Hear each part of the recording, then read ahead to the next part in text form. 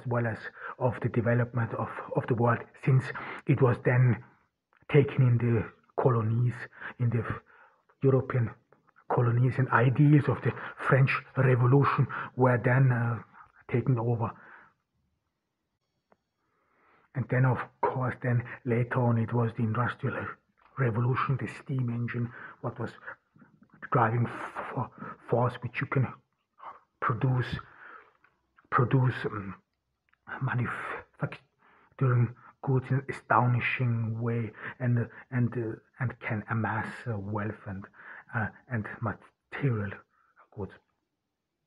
However, like I said, I wish I would have talked about other parts of the world as well, but we due to a lack of knowledge, and later on I will have to focus on Europe as well, because history, no matter what it is always a point of view, and this is only a small rougher for us, or a small viewpoint, or a small part for us, for us to understand current developments. And lastly, I want to talk about some examples which I think somehow shows these developments, these significant transformations. I mean, some of them may not be 100% accurate. Like I said, it has to be all foundations of the society. Please note, this is not always possible. You cannot. There are always enclaves within a society. Only think about the Amish in the US. They live without electricity, despite the fact that we had already an industrial revolution.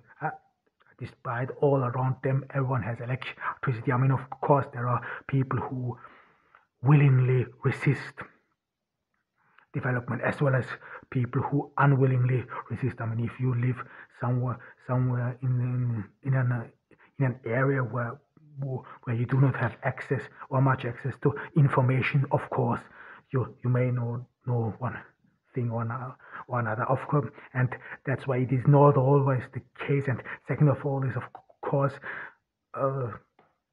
transformations, even though it is war, even though it is famine. I mean, this always takes time. Only in the age of the internet, transformations happens very fast. Or right now with the pandemic. I mean, this is happened really fast and at once, and famine, of course, this is something I will talk about shortly, is of as well as diseases. Famine is as well has a huge impact of social development. One example, and again, I mean, there are of course a lot of examples, and I didn't want it to go too far back. I mean, of course, a huge change happened when humans stopped being hunters and gatherers and settled down and started making agriculture. Of course, but it has to taken into consideration.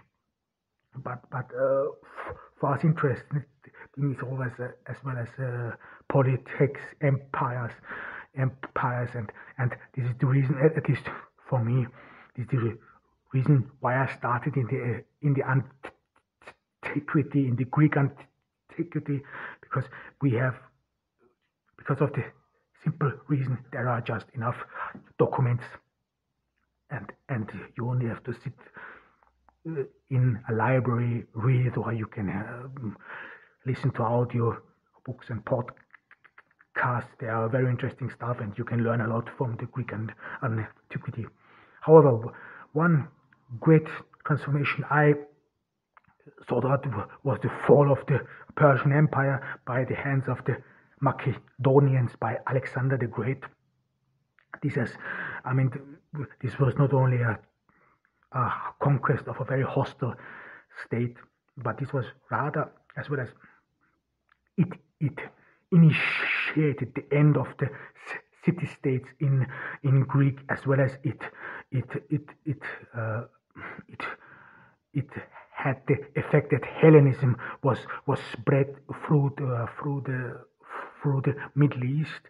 So Hellenism, as well as the Greek culture, were incorporated in the Middle East as well as in Central Asia. This is what people always forget, that Hellenism reached Central Asia, and that even in Central Asia there were not only Greek settlements, but as well as many Greek cities and towns were founded in Central Asia. So Hellenism had a huge impact on the Orient. It went beyond the borders. It went the Greeks, even after Alexander's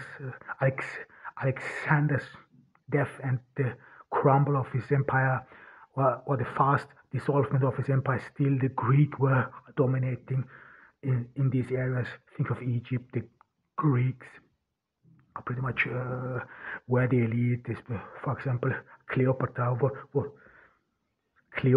was actually a Greek.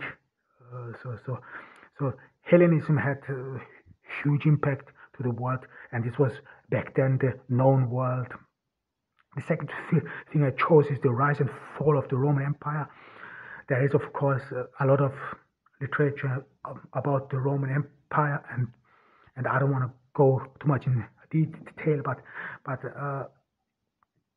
most important is the culture of the Romans. This was Latinization. The Latin was spoken next to Greek. The Greek culture had as well as a huge impact on the Roman culture. The Greek philosophy to this very day is still present, and it is, like I said, it had as well as influence to the Middle East. So the Greek culture cannot be said of has had only an effect to the Western world. It had as well as has an effect to the Middle East, and as well as had to the Roman Empire. And then of course the Roman architecture had a huge influence. The Roman streets, I mean, everyone knows about it. And of course the most important thing, the Roman economic, I mean, the Roman Empire was wealthier, was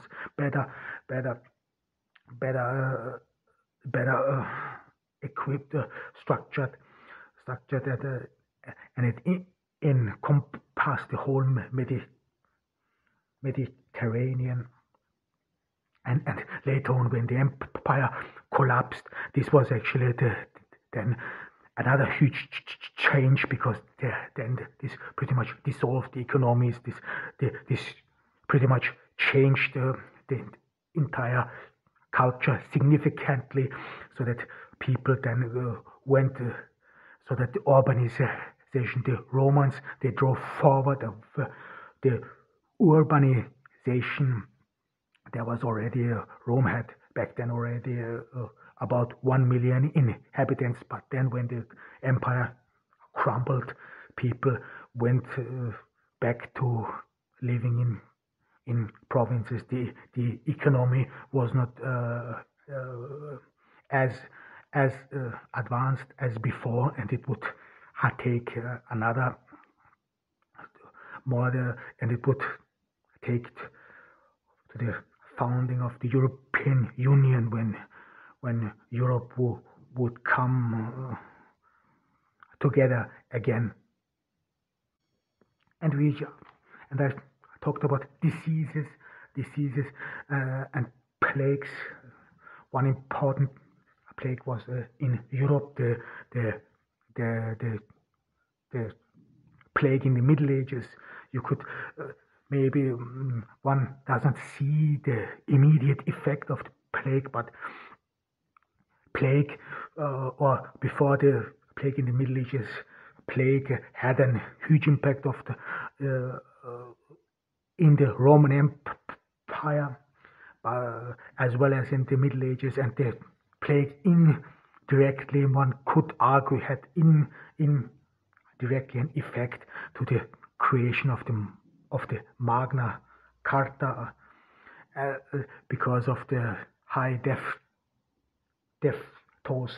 Peasants of the British Islands were rare, so that they had a stronger position in their negotiation and so on. So it is indirected how plague had an effect too. I mean, of course, one of the most significant changes in human history was, of course, the Industrial Revolution. And I don't want to talk too much of the Industrial Revolution, because in a way or another people have heard about it. Especially Marxist literature is somehow obsessed with Industrial Revolution. And this was one of the reasons why I did not start with the Industrial Revolution, because I think change was before, or happened before, the Industrial Revolution as well. But in the Marxist literature, you somehow have this feeling that they start counting with the Industrial Revolution. No, this is not the case. Change happened before the Industrial Revolution, and I think this is what I will talk the next time. That the Industrial Revolution, or the fundamental change of the Industrial Revolution, is only matched by the fundamental change of the personal computer and the rise of the internet, and then later on the smartphone, especially the iPhone. The huge impact, because the internet changed the way how we consume news, how we consume data, as well as the language. It changed a little bit of language. Think about this SMS language, like LOL and so on. It had a huge impact. It had a huge impact of social boundaries, as well as of hierarchies. And I think that after the Industrial Revolution, the driving force of human development is actually then indeed the technological innovation. I mean, of course, there were technological innovations before the Industrial Revolution, but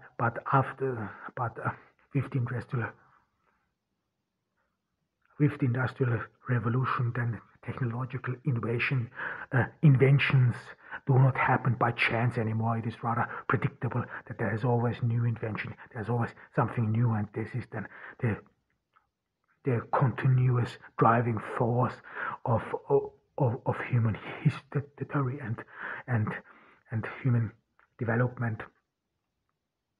And like I said, this is not the postmodern age anymore.